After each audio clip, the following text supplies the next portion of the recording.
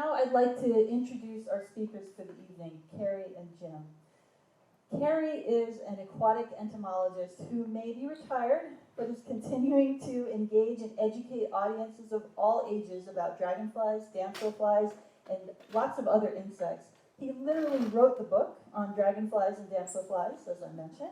And Jim has also been studying and photographing dragonflies for a long time and has authored several scientific articles that have advanced our knowledge of these species. He's a longtime member and former president of the Dragonfly Society of the Americas and has traveled to lots of places in pursuit of these beautiful insects. We're going to start off making sure we know what we're talking about. Dragonflies and damselflies, of course, are in the order Odonata. There are two suborders, the dragonflies and the damselflies. And I want to talk just a little bit about the difference, though, once you see them.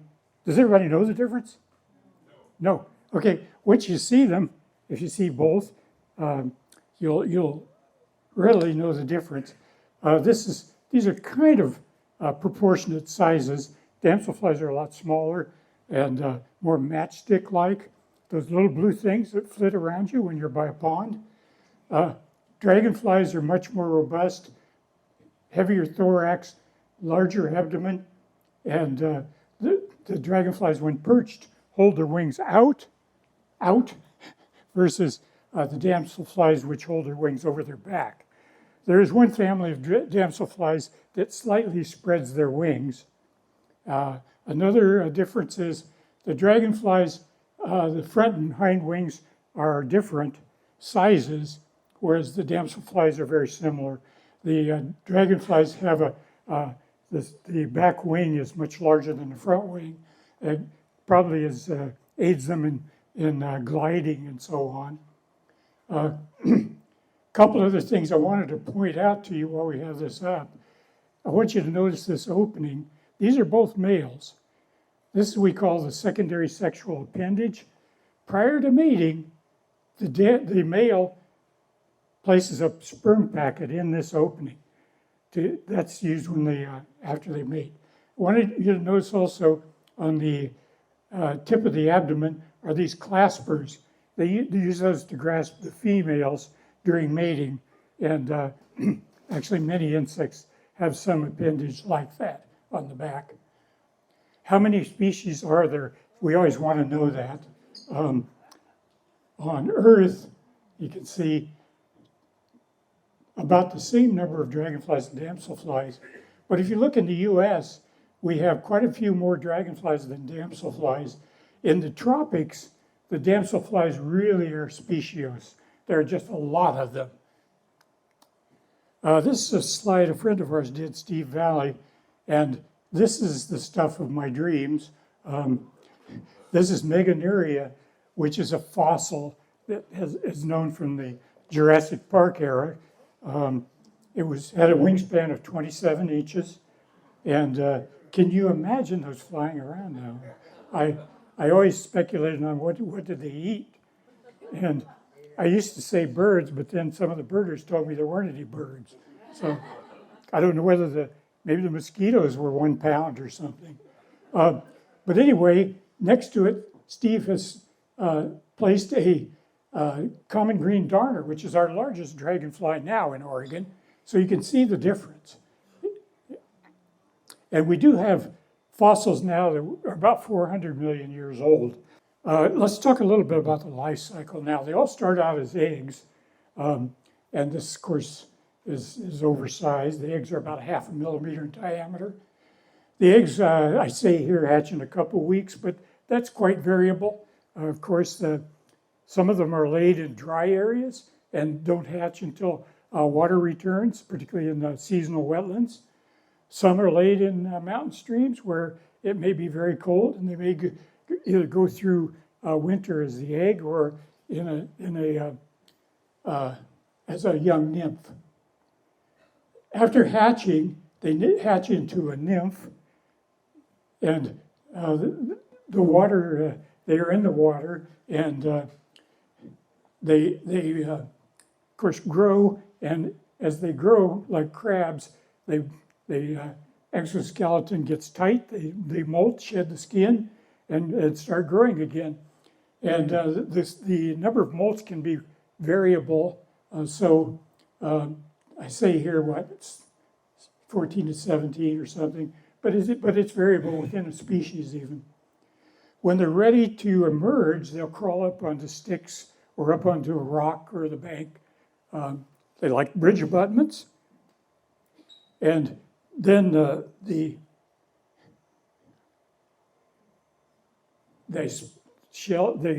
exoskeleton splits down the back, and out emerges this, usually drab looking at this time, dragonfly, and they'll blow their abdomen up and their wings with blood pressure. I want you to notice these white stringy looking things here too, because at this time, of course, they're doing an amazing transformation from taking oxygen from water to breathing atmospheric air. So this is the sphericals along the sides of the body opening up, so air can diffuse into the trachea, which run throughout the body. And when they mate, as I mentioned, the male grabs the female behind the head.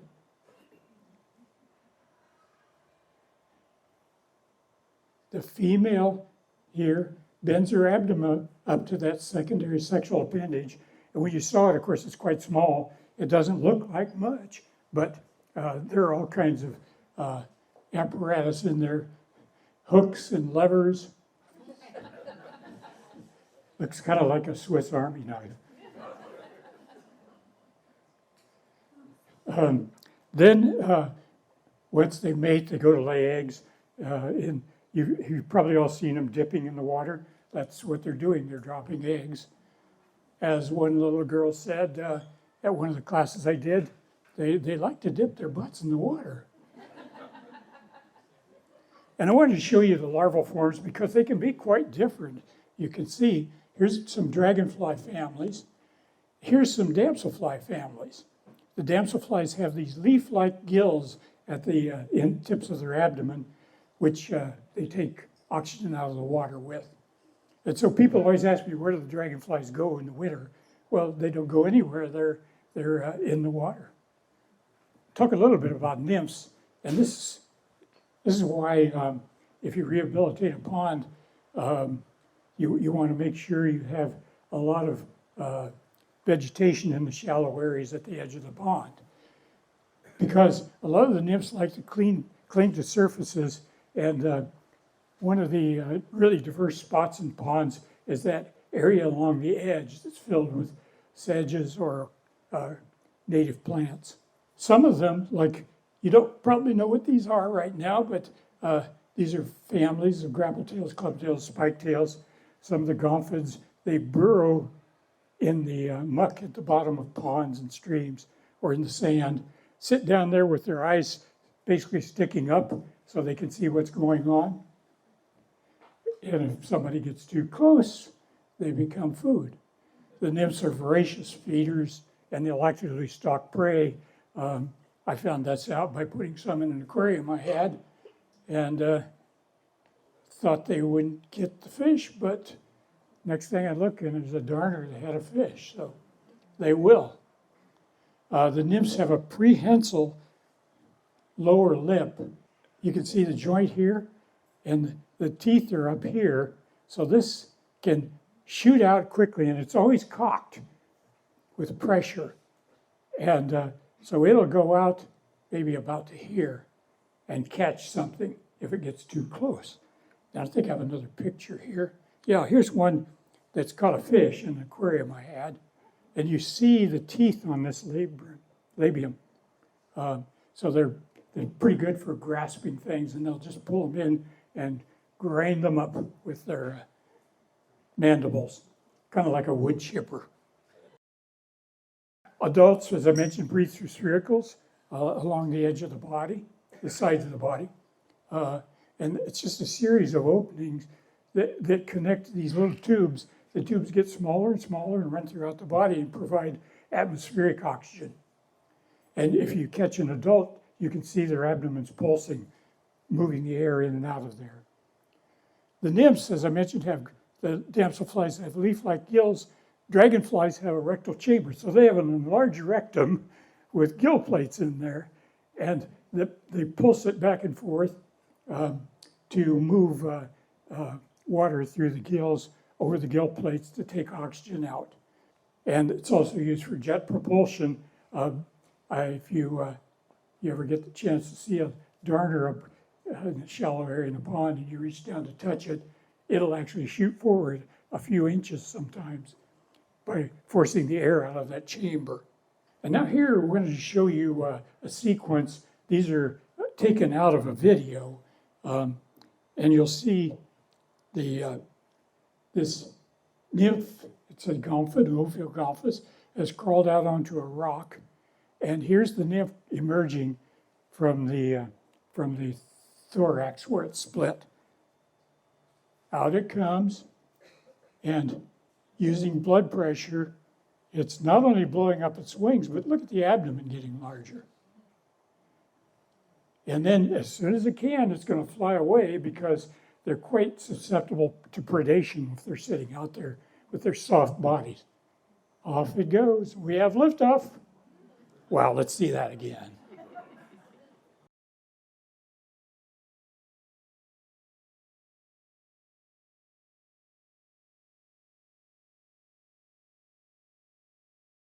Adults, the males are more brightly colored than females, much like birds. And it takes hours or days to reach sexual maturity and actually to gain their colors. And that depends a lot on the ambient temperature because, of course, these things are exotherms. So they need the sun and external heat to get warm. We call the newly emerged ones teneral. They can be difficult to identify because they can be kind of drab until they get the mature colors. And the females can have several color forms, females some species. So they can have a male color too. Males patrol areas and some are territorial, and maybe they all are territorial. I don't really know. It's difficult to tell a lot of times. You can tell the perchers, you'll see them along a pond and they'll pick a nice perch and they'll come back to that perch over and over again, even if you chase them away. And they'll defend that perch. But if a lot of the ones that patrol the shore, I can't tell whether they're coming back or they're going all the way around. They may actually have a territory. The females don't usually come down to the water until they're ready to mate, and that's because the males are out down there, of course, patrolling all the time. What are they doing? They're looking for females. Yeah, I know. So they usually stay a little bit away from the pond and feed. When the eggs are ready and mature, they'll go down and mate. And usually they lay eggs right away because fertilization takes place as the eggs pass out of the oviduct. Males of some species guard the female during oviposition to prevent other males from mating. And one of the reasons for that is some species in that Swiss Army knife of the secondary sexual appendage, they have a little scoop thing in there that they can scoop out the sperm from prior matings. So what's the next step in evolution? You got to keep another male from mating with and losing your progeny. So males of the meadowhawks, those little red ones you see around the ponds, and damselflies hold the female while they're ovipositing. That prevents any other males from mating from them, of course. Darners and damselflies insert their eggs into plant tissue. This is a female darner ovipositing in a log. That's one of their favorite spots to lay eggs. So if you have a pond, it's nice to have some logs at the edge of the pond. And here's a pair of meadowhawks. They remain attached and lay their eggs together in tandem like that. So what's the next step? This is how they're oviposited. This is actually from the east, so that species isn't here, but it's the same thing, dipping their abdomen in the water, washing a mass of eggs off. And when you catch them, if you catch a female, they'll have a lot of times a little ball of eggs hover guarding some things, and that was a common whitetail. Some species will the males will mate, and the male will fly around and guard the female while she's laying eggs and drive away any other males. And this is contact guarding. So this is a pair of autumn meadowhawks, and they do something quite odd. They appear to dip a drop of water, and then they tap the vegetation to knock it off, knock the eggs off, it looks like. And they do that over and over again. In the sympetrums particularly, they'll form a group like this, and they'll all be laying eggs in the same spot. And I wondered about that, but the only assumption I can make is that it's like birds that flock. They get some protection from just being with a group of, and the eyes are amazing, aren't they? They wrap around the head, so there's not very many areas they can't see. And so if you see a person who's knowledgeable about dragonflies, and they're trying to sneak up on a dragonfly that's perched, they'll come from behind because there's just a small area back there that they can't see. There's a sure cute little antenna, aren't they? But the other thing about dragonflies and their vision is we now know that they're seeing into the ultraviolet too. And so they're seeing many wavelengths that we can't see. And I've struggled with what to call that, a wavelength, I guess, because I don't know what the color is because I can't see it. But anyway, I think some of the research they've done, some of them had receptors for 30 and more different wavelengths. So if you can imagine, we think they're beautiful, but what does the other dragonfly see when they see another dragonfly? They're seeing something probably much more complex than we see. Let's see you do this. Probably some of you can. When dragonflies, as I said, they're exothermic, they get too hot sometimes. And when they get hot, what do? They point their abdomen towards the sun. That reduces the surface area so they can cool down a bit. And it's funny to watch them sometimes start out with the abdomen here, and as the day goes on, the abdomen goes up and up. I even saw one in the tropics that got so far off center that it fell over this way. Migration. Some species migrate thousands of miles, particularly one called the wandering glider. It shows up in Oregon about every summer. We don't think that it is able to complete its life cycle here yet, but it's one that migrates from Africa over to Asia, India, and back to Africa. I believe it's something like 11,000 kilometers. And so monarchs aren't the longest migration of an insect anyway. The early spring sightings we have in Oregon are migrants from the south, usually in about March. The Sympetrum, the variegated meadowhawks will show up. And variegated meadowhawks are seen migrating along the coast south in Oregon every so often. We don't know whether it happens every year, and maybe we just don't see it, or it's not reported, or they're flying out over the ocean. But anyway, it appears that they work their way down the canyons in the fall when the weather cools, and when they get to the coast, they start going south. And one of the reports one time had a bunch of butterflies actually flying with them. And some birds, like swallowtail kites on the East Coast, they actually migrate along with the green darners, which migrate south. And it's a bit like taking your lunch with you, because they're migrating together. Perhaps even how it got synchronized. What do they eat? Lots of stuff. Each other. About any insect. We've photographed them eating, even yellow jackets and spiders and point out that that's a pair of damselflies there? Here's the female, and he's busy eating the head off. And they will remain attached, and you will occasionally see a female flying around with just the abdomen of the male attached to it, because another dragonfly has eaten its head off. And this western pond hawk is one of the notorious ones for being just an incredible predator. Here's a song sparrow, and it's gathering teneral damselflies as they emerge. And there were a group of fledglings over in the brush chirping their heads off. Oh, I wanted to talk a little bit about culture.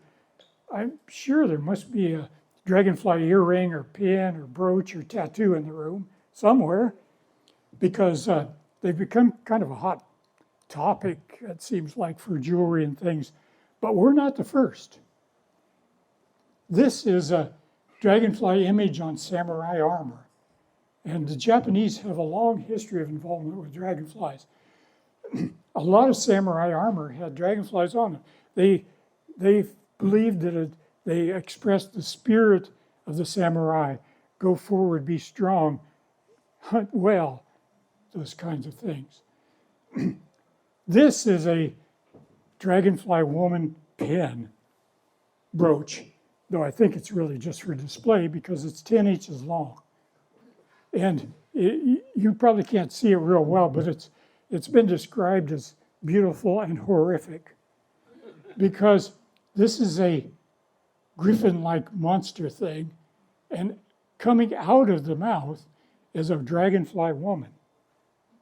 And this was done by René Lalique, a French glass artist, for the Paris Exposition in 1900. This is a stamp from Barbados, so they're on a lot of stamps from different countries. Here's a pictograph from Native American pictograph. See the dragonflies? And this is a haiku that was translated by this person, Lafcadio Hearn. He was a Greek scholar who taught in Japan in the late 1800s. He wrote a number of books translating a lot of Japanese myths and mythology and haiku into English, and many of them were about dragonflies. And one of the myths I remember was people believed that dragonflies carried the spirit of the dead. What can you do to help? You can be here tonight and support your local watershed council, can't you? Your land trust. Any other organizations that's protecting habitat for us. Don't use pesticides in your garden if you want them around, and that's not necessarily because they kill the dragonflies, but they kill what the dragonflies are looking for. A friend of mine has a list of the dragonflies he sees in his yard, in his garden, and they also have some wooden stakes they've put out that are 5 or 6 feet tall for dragonflies to perch on. And water features are attractive, but I never realized that they would actually use them until when I did a walk summer before last. A woman showed up and said, I've got this old tub in my garden, and I've got dragonflies in it. And I just doubted that, but then she started sending me photos. And this is an old Japanese soaking tub, she said. Just put in her garden and planted some plants in it, let it become naturalized. And then she sent me pictures of these dragonfly nymphs sitting on the wall waiting to emerge. And then she sent me pictures of them emerging. And she said it happens every year. So it kind of boggles my mind that there's an ecosystem in there that can support quite a few nymphs because, of course, they're predators. And now Jim's going to show you some photos and talk about some of the local common species that we have. So let's do a quick look at some of the more common or more conspicuous species that you can see in this area. For starters, is this a dragonfly or a damselfly? Damselfly? Yes, that is a damselfly. This is one of the more attractive ones, and you can see it's got the wings folded over the wings folded over the abdomen together, as damselflies often do. And the forewing and hind wing are very similar in shape, like Cary said. This isn't a very widespread species. It's kind of locally common. Like it's on the is it the coast fork of the Willamette River? Yeah, or yeah, by Mount Pisgah is a good spot to find them. There's one little creek outside Albany that we know where they're at too. But if you go, it's a very common, widespread species if you go to the southern U.S., say, and much of the eastern U.S. But up here west of the Rockies, it's pretty local. But it's on streams, and it's the only damselfly, or any that will have these big red patches on the bases of the wings. This is another pretty showy damselfly, and this is our if I remember right, it is our biggest damselfly that we have in Oregon. And it's very conspicuous with these black patches on the tips of the wings. And the body, abdomen, and thorax is a metallic green or blue-green. And this species has a pretty interesting way of, it's almost like a courtship between the males and females. And it seems that males are trying to, they'll sit on a spot above a stream where there's a lot of submerged vegetation, which is where they like to oviposit. And it's like he's saying, come on, I got this great spot right here. And just join me right here. And you'll see males like fighting each other and doing spiral flights around each other and doing all kinds of showy things.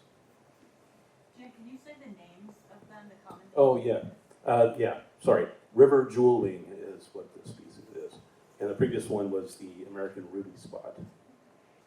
Now we're getting to another, this is one of the families of damselflies that you can see, the spread wings.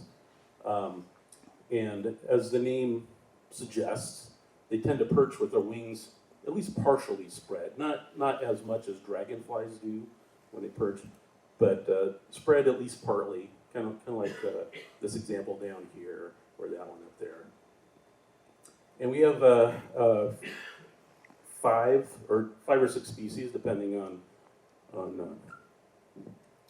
what you think about taxonomy. But they all more or less look very similar. Dark thorax and abdomen with some pruinescence. We haven't mentioned pruinescence, which is it's a pale, like waxy sort of substance that is exuded on parts of the exoskeleton by some species. And so if you look, like say for this one, there's some pale pruinescence developing on the thorax and also on the tip of the abdomen here, tip of the abdomen, as well as the base of the abdomen and the thorax, tip of the abdomen.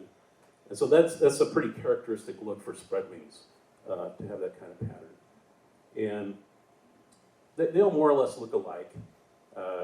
This is one of those groups that you might need to get it in hand and take a quick look at the shape of the appendages at the end of the abdomen, see what shape they are to figure out the species. But this one's pretty distinctive. The emerald spread wing, it has this nice sort of metallic green exoskeleton, which is usually pretty distinctive.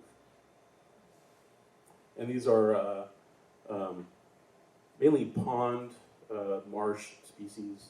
You can find them on some sluggish streams sometimes. Now we're into the largest family of damselflies, the Synagrionidae, or pond damsels. It's a pretty diverse group. This species here, the Emma's dancer, is a stream species. You can find it on some relatively large streams and some smaller ones as well. They like to sit on cobbles next to the stream, the males especially. And they're unique in that mature males have this kind of nice, it's sort of a violet coloration instead of blue that you see on many species. And this is a female over here, so it's male, and this is female. When you find a stream where this species occurs, you can see lots of them, all just covering the cobbles, chasing each other. This is another dancer, the vivid dancer. It's blue. Oops, sorry. Blue with this black patterning on the abdomen. And this is a young male up here that emerged not too long before. So it hasn't developed its coloration yet. But when they're mature, they develop this nice blue coloration.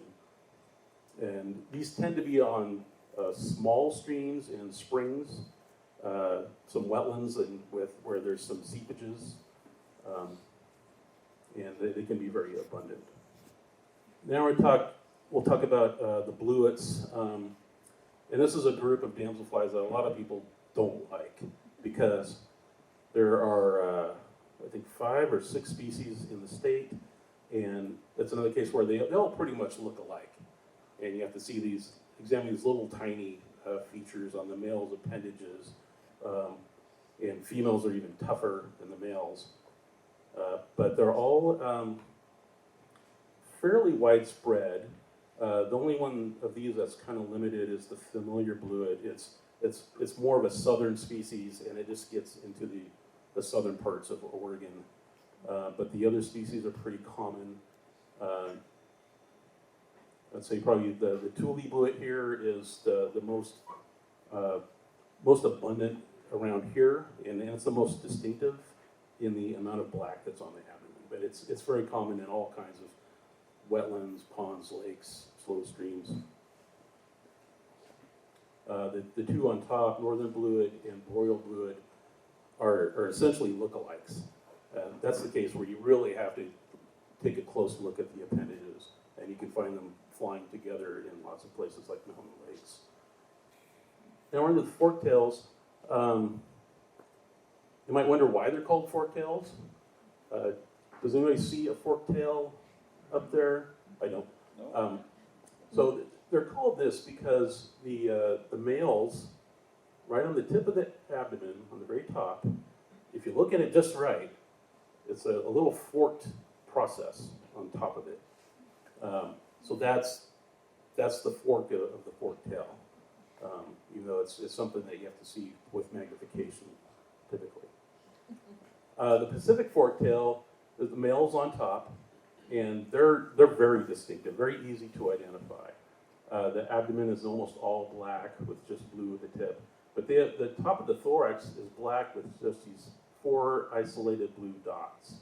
And this is the only species that looks like that around here.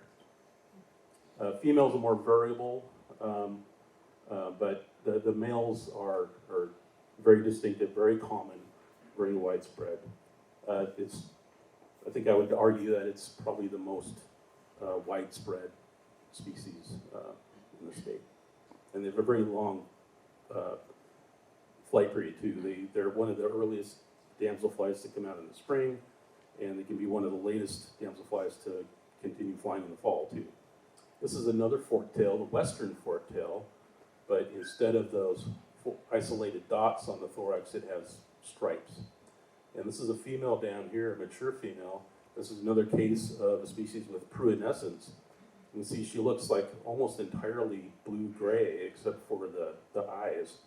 And so that's pruinescence that is developed on her. And that is something that makes females of this species very distinctive and very easy to identify. Okay, so now we're going to move on to the dragonflies. So, and this is, actually we saw this in comparison to the big giant fossil dragonfly earlier. This is the common green darner, and very easy to identify that the thorax is entirely green, the eyes are green, and then there's a lot of blue on the abdomen, very distinctive. And this is one of the migrant species that Cary mentioned earlier. And I think what's interesting about them is that it's not entirely migratory.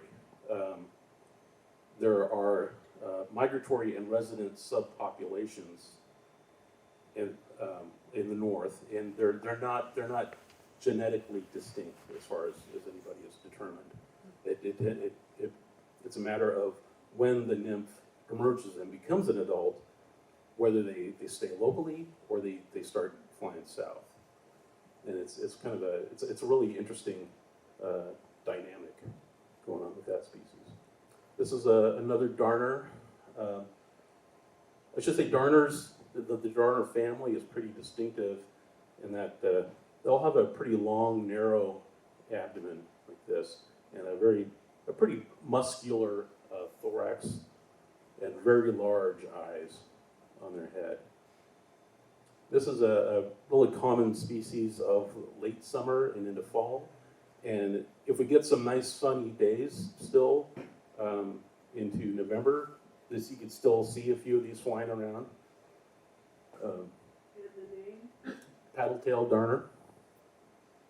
And there's another species, shadow darner, which looks pretty similar, and it has a similar period of flight. So you can see them flying together. This is the variable darner. In this area, you tend to see them more a bit higher elevations, lakes. And as the common name suggests, they are variable on the thoracic pattern here. They can have complete stripes or stripes that are just broken in the middle, or they're reduced down to little spots. And occasionally you'll see an older mature male that has an almost entirely black thorax. This is the California darner, which it's our smallest darner, and it's one of the earliest species to come out in the spring. And this is a case where, like, you'd want to look at, the shape of the appendages, for example, to get it down to species. So there's the California darner. But a short little blue stripes, line on the face. It's those sorts of things you look for in identifying them, as well as time of season that they're flying and size. This is a small species, but it's a very common species at lots of lakes and marshes, and it's certainly one you can see around here very easily in the spring and early summer. And we're moving on to another family, the clubtails, Gomphidae. And they're called clubs because many of the males will have this expanded area near the tip of the abdomen. That's the club. They very frequently will perch on the ground, like this one is. And another unique thing about this species is this, on top of the head, there's a gap between the eyes. On darners, the eyes meet in a broad seam on the top of the head. Or on some other families, they just meet at a point. And this one, the Pacific clubtail, it's mostly common across the southern part of the state, and I think it's somewhat local in the Willamette Valley. Well, maybe it's more common in the south. Where I live, up in Vancouver, it's a pretty rare species. It's only known from 2 spots in Washington, but in southern Oregon, it's pretty common. You can find it on rivers and at some lakes.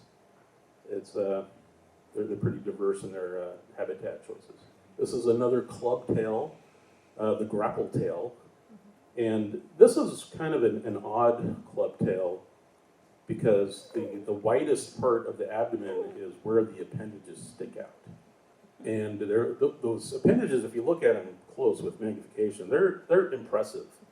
They have these big hook things. The genus name Octogomphus, it refers to 8 points that come off those appendages.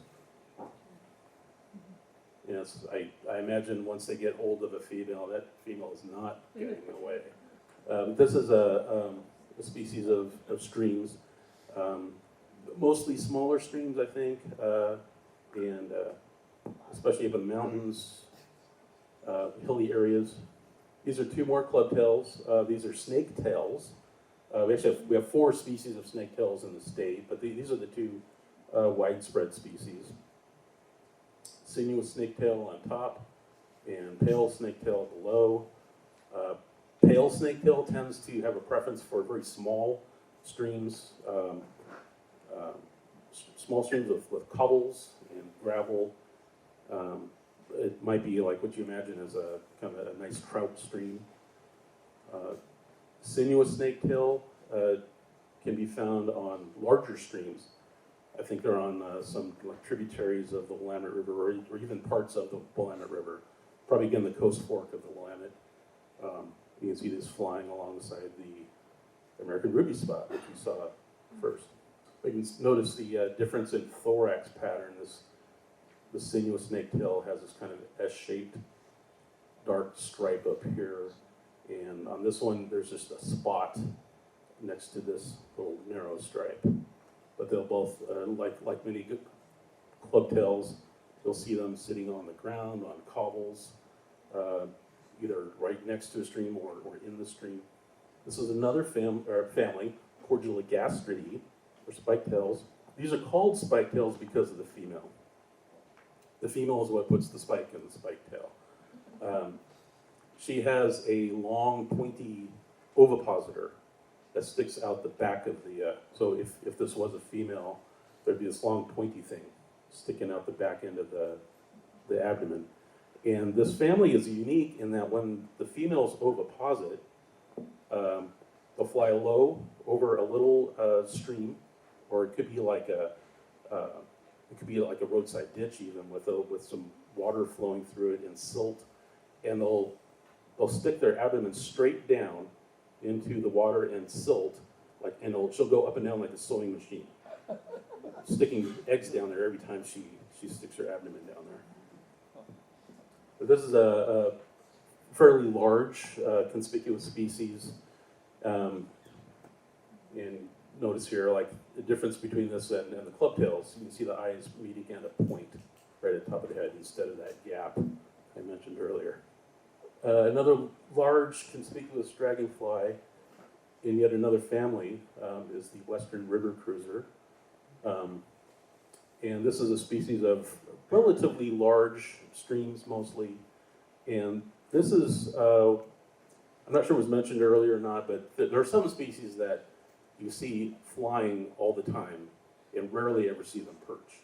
And this is one of those species that does that. If you find one perching, you're lucky. Otherwise, you just see them zipping by at 25 miles per hour down the street. We're in the family Cordulidae, known as emeralds. Many species have bright green eyes and some metallic parts to the thorax. They tend to be at lakes and on some streams. Basket tails, also in the emerald family. These species are very hairy, I'll just say that. Hairy dragonflies. And this is the last family of dragonflies. This is the largest and most diverse family of dragonflies, the Libellulidae, or skimmers. And a lot of these are what you'll see most often around lakes and wetlands around here. They tend to be the ones that perch most often and are pretty conspicuous and are easy to observe. Western pond hop, we saw one of these eating a damselfly earlier. This is the mature male that's all blue with pruinescence. That's pruinescence that has developed over the body. And this is a female. They don't develop pruinescence. They just remain green like this. This is the little, one of our smallest dragonflies, the dot-tailed whiteface. And of course, this is the dot on the tail of an otherwise black dragonfly with a white face, as the name suggests. 8-spotted skimmer, 2 black spots on each wing for 8 spots. Very, very common, ubiquitous species in the Willamette Valley at lots of lakes, ponds, slow streams. Widow skimmer, another very distinctive species because of its wing pattern. This is actually a species that has spread north from California over the last probably 100 years, but it showed up in Washington State, in Vancouver, only in 1996, and has continued to spread north, presumably because of climate change, but it's also a very, it's a species that does very well in urban wetlands that say artificial ponds and degraded ponds. They do well in that kind of situation, so they take advantage of it.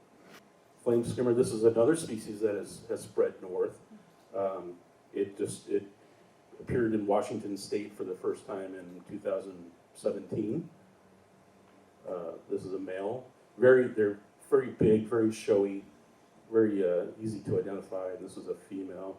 They tend to be more dull, but you can see she's developing a ball of eggs there at the tip of their abdomen. The blue dasher, which looks pretty similar to the western pond hawk that we saw a little bit ago, but the females are not green. They tend to be like that. Again, this is pruinescence on here, this kind of pale blue coloration that they develop as they mature. But this is going to be another very abundant species around urban ponds especially. Common whitetail, again, pruinescence, the white all over the abdomen is pruinescence. This is a female down here. And this is the only species we have around here in which the males and females have very different wing patterns. Males have these big black patches, whereas the female has 3 spots on each wing. The meadowhawks are relatively small to medium-sized dragonflies. Males are mostly red, like this one. This is the variegated meadowhawk. This is one of the migrant species that Cary talked about, going to the coast and then flying south along the beaches. Cardinal meadowhawk. This is another one of the earlier appearing species in the spring, very common. One of the brightest red species we have here, very distinctive. Striped meadowhawk. This is more of a late summer fall species, and named for these whitish stripes on the thorax, and can be very abundant. And then black saddlebags. This is another one of those species that you see flying a lot, but you're lucky to find one perching, and they're very distinctive. As they fly overhead, you'll notice these black patches on the hind wings, and those are the saddlebags. They actually do look like they're extensions of the abdomen. And that might be the last one. Okay, that's the last one. Odonatacentral.org. One of the problems is that there are many people entering those kind of observations in many different places, and they really need to be linked together somehow. How long do they live and what are the main predators? Are you talking about adults specifically? Yes. Oh. So adults, they can range from, I think in the smallest damselflies, maybe a couple of weeks, and up to amongst the larger dragonflies, they might spend 6, 7, 8 weeks as an adult. And actually, I think sometimes it could be longer in the tropics, where you have some dragonflies that they basically stay in an immature stage of adult during the dry season, where they feed and develop their flight muscles and all that stuff. And then when the rainy seasons hit, a couple months later, or some months later, then they reproduce and then they're done. So it's kind of a different situation in the tropics in that situation. And Predators, whatever can catch them. So birds, especially and frogs, fish, each other. Dragonflies will capture dragonflies. I've seen mantids catch and eat some pretty large dragonflies. You have anything to add to that? Cars. Cars. Cars are really hungry. In Japan, when I was in Japan, there was a grandmother of one of the people I was assisting on a study, and she talked about akatumbo, the red dragonfly. It's celebrated in Japanese music and mythology and so on. She said when she was a child, she was in her 80s, that the dragonflies, the red dragonflies, emerged from the rice paddies, and they would fly to the mountains where they spent the summer estivating in cool weather, and then they would fly back down in the fall to lay their eggs. So they're living, but they're not doing much up there. But what she said was interesting, when she was a child, the children would stand out, hold their fingers up to see who could stand still enough to get a dragonfly to land on. But she said now most are gone. And she attributed it to the pesticides used in the rice paddies now. Whether that's true, I don't know. So the question is, how does dragonfly flight compare with hummingbirds? And I think pretty different, because hummingbirds have just two wings, or one pair of wings. And of course the onates have two pairs of wings. And so I would say, because dragonflies, they can control each wing independently. And so they can do a lot of things that maybe hummingbirds can't do. And of course, like hummingbirds, dragonflies can hover in place. They can fly backwards. They can fly sideways. Whatever they can turn on a dime. Other than that, I don't know exactly how that compares to hummingbirds. But you've probably all seen dragonflies too, come flying around the pond and just stop and look at you, and then turn back and forth. So the question is, based on the fossil record, are there dragonflies that have apparently stopped evolving? And I don't know about that necessarily, but there's a family of dragonflies that's relatively small. I think there are only 11 species worldwide, the Pedaluridae. And it's, I think, someone who did a lot of molecular clock work recently. We have one of those species in our mountains here in the Northwest, the black petal-tail. And he determined that as a species, it's about 65 million years old. So apparently it hasn't changed much during that time. That was his conclusion anyway. So I think, I don't know of any other cases like that, but that was an interesting finding.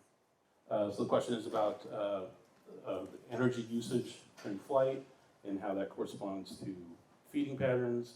I don't know. I mean, obviously they're eating whenever they can, so they're keeping that energy flow. But I don't know too much about the energetics. I don't know, do you, Cary? No, other than, they've got to be using a lot of energy, And the other side of it is, I don't see them falling out of the sky, So, but they're often eating, and if anything gets near them, have you watched them? If they're in your yard or your garden, a lot of times they're going back and forth, but you'll see this little up and down movement where they're catching things, and you'll read that they catch them with their legs, but most recent, I guess, with slow motion photography they have now, they say they catch them with their mouth. I mean, but obviously they catch things large enough sometimes that they're carrying them with their legs. I was once standing in a little stream and I saw a dragonfly coming at me with two abdomens, and it was carrying another dragonfly which it was eating, and it was almost the same size. Well, I think it could be either. depending on what's coming out locally. Most species don't really have a synchronized emergence, but you can see a lot of species emerging at about the same time. And so, I don't know, I think it could be either in that case. You'd want to net them and see what's up there. Are they all the same thing or not? What time of year? Because sometimes I've seen like green darners gathering for migration, and there will be, a whole bunch of them in a little open area, feeding usually, but more than I normally see. But I have seen, mostly in really high lakes, like 7,000 feet, almost synchronized emergence. There are just so many that of one species that I could look and count 10 or 12 emerging that I could see. So the question is, what are the wings made out of? And it's a chitinous material, isn't it? Yeah. And they have veins that are used to pump them open as they emerge and fully stem them. And then they more or less dry out and become relatively firm and kind of brittle, but they're durable. And you can handle them with no problem. They don't have scales like butterflies or moths or anything like that. They're very durable wings. Well, so the question is, how long is one particular dragonfly in this guy's backyard living? And it depends on the species. Like I said earlier, smaller species have a somewhat shorter lifespan, maybe a couple of weeks, and up to a couple of months. But they're probably not spending all of that time in your backyard, because they do wander a lot. It's not something we really talked about much, but after dragonflies emerge, they fly away from where they emerged from, and they spend time feeding and getting their flight muscles strengthened and hardening their exoskeleton and their wings. But they don't necessarily go back to where they emerged from. They'll just wander, and they can wander miles and miles from where they emerged from. I had someone in California tell me that she had one in her backyard for many years. And We weren't buying that one. it may have been the same species, Is that the one she called Mr. Dragonfly? Yeah. It would come flying over the fence when she Well, yelled for Mr. I Dragonfly. think she called it Bob. Okay. Yeah, I think in some of those cases, like with the common green darner, so the ones that migrate, when they emerge around August or September in the northern latitudes, and then they'll head south where they, I think, no one has worked out exactly where they're going or how far, but presumably they're going down to, say, Southern California, Arizona, maybe West Mexico, and then they'll lay their eggs down there. So whatever that period of time is, that might be within 6 to 8 weeks. I'm not sure. So they just make a one-way trip. Yes, and then their offspring in the south emerge in the spring, fly back north, and lay their eggs up here. Yes. Do they tag dragonflies like they would monarchs? Are there any sort of tracking spots or websites? So the question was about tagging or tracking dragonflies, and there hasn't been as much work with dragonflies in that way as there have been in some other cases. Recently, someone has started using those modus tags that have been used to track birds as they migrate, putting them on some of the bigger dragon, like the common green darner that migrates. But I don't know that they've been really successful in having that work on those yet. I think probably the tags need to get even smaller to be very effective on them. Yeah, anything I've seen hasn't worked simply because the technology is not small enough yet. In general, well, I can point out that there is one federally listed dragonfly in the United States, and that's in the Midwest. There are a couple others that could be candidates, but I don't know that they'll ever be listed. And overall, it's hard to characterize. Some are doing very well, especially the ones that are well adapted to using urban, human impacted spaces. They're spreading and doing really well. Others are not doing so well, and that's mainly because of their habitat. If they require, for instance, nice clean trout streams that are don't get too warm and that kind of thing, that can be a problem in some places. Where there's cattle grazing or draining in wetlands. Basically, impacting habitat is what impacts dragonflies mostly. But it's a mixed bag, and people ask sometimes, well, how are they doing with global warming, for instance? And that's a mixed bag. Some are spreading and doing great, others may not do so well. But we're kind of in early stages on figuring a lot of that out. There's just not enough people looking and monitoring. Anything to add to that?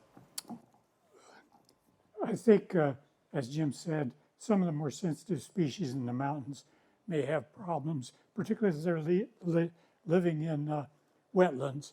I've seen, probably BLM Forest Service are tired of me, but I complain too much about the high elevation wetlands get hit hard by cattle grazing.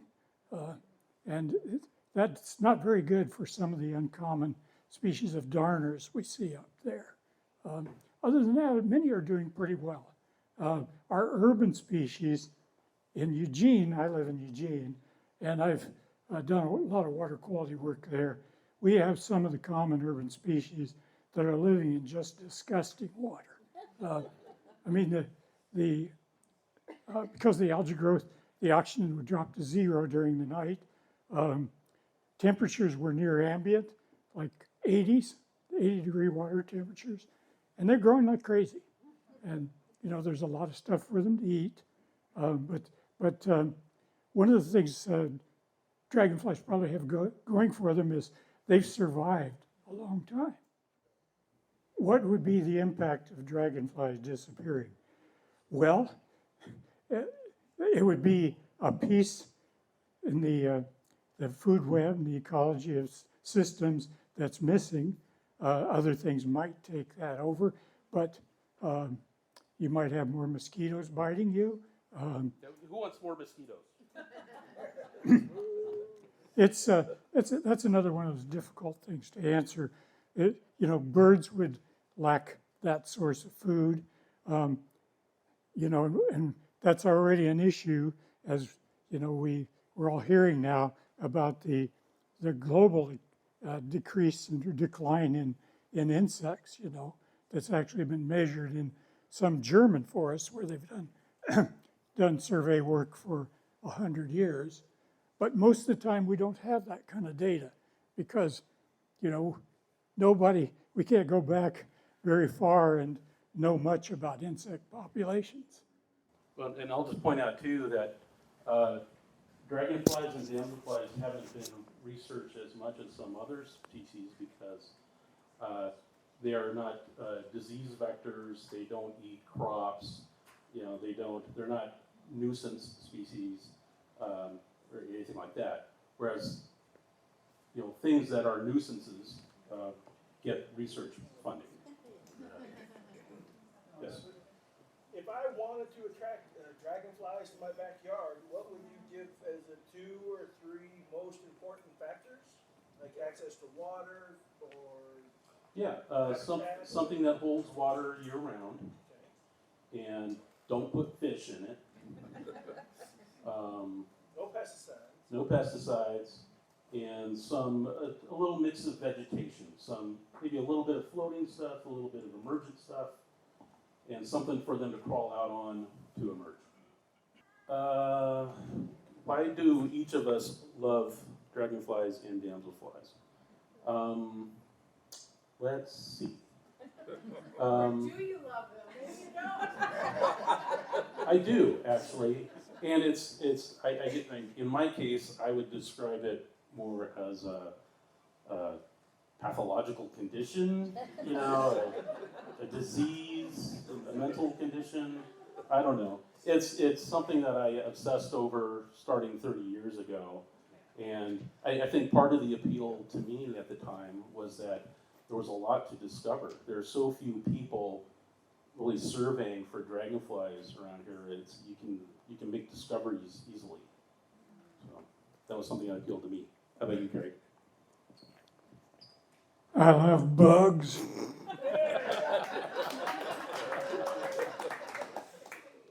Yeah, for sure. And because dragonflies are so mobile, they're transporting all that energy and stuff that they get in the pond. They emerge and they fly off and they carry it with them, and then something else can eat them. I think we're done.